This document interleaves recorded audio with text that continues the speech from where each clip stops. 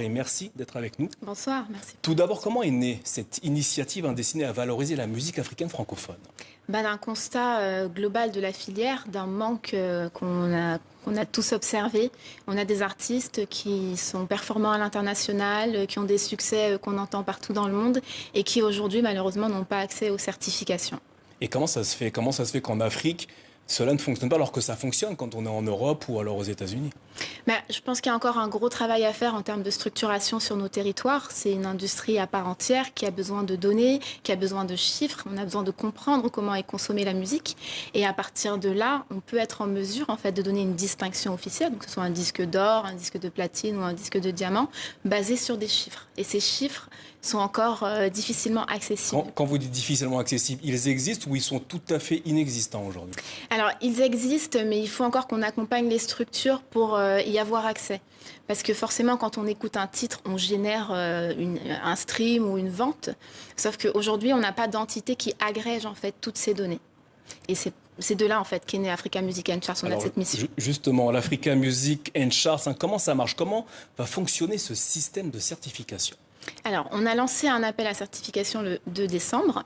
On donne 1 mois et demi aux structures pour nous envoyer des reportings financiers. Donc, l'idée, c'est de partir des données fiables qui ont été validées sur la base de... Quand vous dites les structures, il s'agit des artistes, des managers, etc. Alors oui, ils peuvent, mais ce sont des données qui proviennent des distributeurs principalement. Parce que quand on met un titre sur une plateforme de streaming, ensuite, il y a de l'argent qui est reversé derrière et on a un document avec différents indicateurs qui indiquent on a écouté tant de fois, donc on a gagné tant.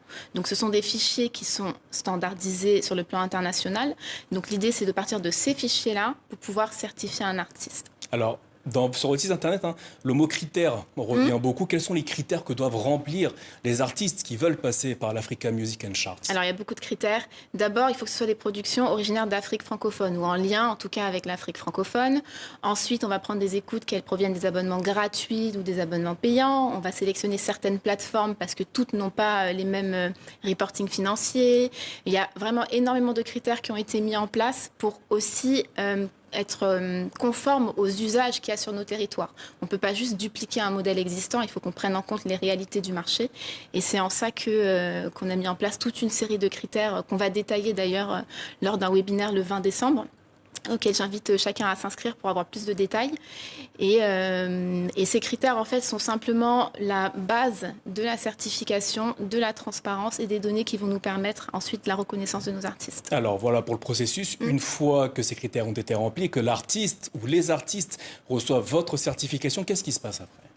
Déjà, c'est une reconnaissance incroyable parce qu'aujourd'hui, un artiste, quand il sort un titre, ce qu'il veut, c'est pouvoir toucher le plus grand nombre.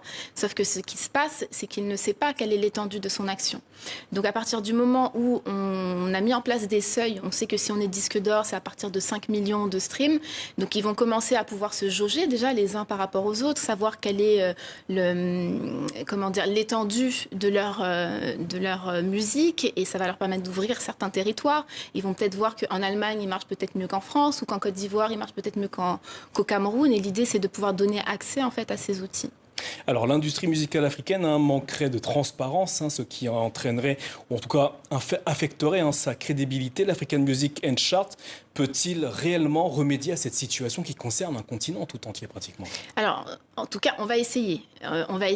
Et pour ça, on a quand même un conseil professionnel qui est mobilisé. Donc, on a les 3 majors, Universal, Sony, Warner.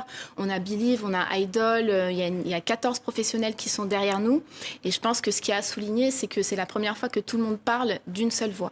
Donc, le fait d'avoir réussi à réunir tous ces acteurs et qu'on ait tous le même objectif, qui est l'intérêt de la filière avant l'individu, je pense qu'on a déjà les bonnes armes pour faire de belles choses. Alors, comment se fait-il aujourd'hui que la situation en soit à ce point? Pourquoi est-ce que les artistes manquent-ils à ce point, notamment en Afrique francophone, manquent-ils à ce point d'encadrement lorsqu'ils créent tout simplement?